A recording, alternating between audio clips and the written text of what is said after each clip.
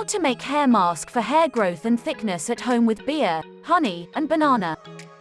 Blend 1/2 cup of beer with 1 tablespoon of honey, and 1 ripe and mashed banana. Now, section your hair and apply the beer mask evenly from the roots to the tips. In the next step, cover your hair with a shower cap for an hour. In the end, wash with shampoo and conditioner. For best results, you have to use this hair mask once a week.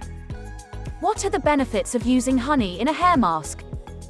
Due to its many therapeutic properties, using honey in a hair mask may help moisturize your hair and scalp, reduce frizz, restore shine, and reduce hair breakage.